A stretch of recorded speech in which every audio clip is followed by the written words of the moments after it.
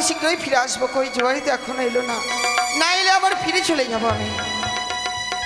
একই আজ আমি কঙ্কনে যেন আমি সব কিছু ফিরে পেয়েছি, টাকা পয়সা গাড়ি বাড়ি সব কিছু ফিরে, বাড়িতে ছিল সুন্দর নারী, তাকেও ফিরে পেয়েছি। জোয়ারি ফিরে এসেছো? আমি ফিরে এসেছি। তাহলে দাও আমার দ্রব্য।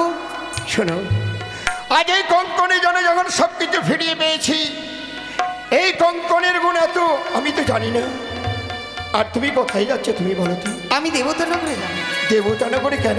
স্বামীর প্রাণ ফিরাতে। এই তোমার কোলে আছে মৃত্যুর স্বামী? হ্যাঁ।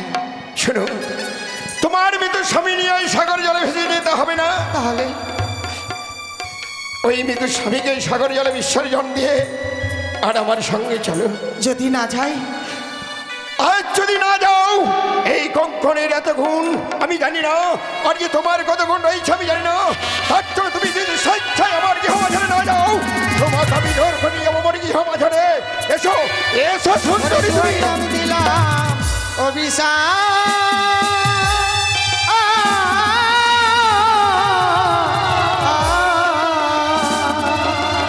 রুয়ের ঢিবি হয়ে জোয়ারি স্থানেতে থাকো।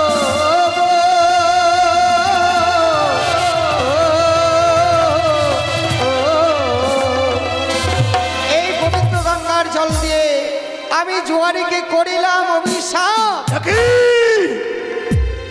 একই তুমি করলে, আজ তুমি আমায় অভিশাপ করলে। এই স্থানেই থাকবে যতদিন স্বামীর প্রাণ ফিরে পাবো না। স্বামীর প্রাণ ফিরে পেলে আমি উদ্ধার করে নেব তোমার। বেশ, তাই আমি আশীর্বাদ করছি, যাও তুমি ভাসতে ভাসতে দেবপুরে গিয়ে তোমার মৃত স্বামী প্রাণকে ফিরিয়ে নিয়ে আসবে, আমার দেশে ফিরে আসবে।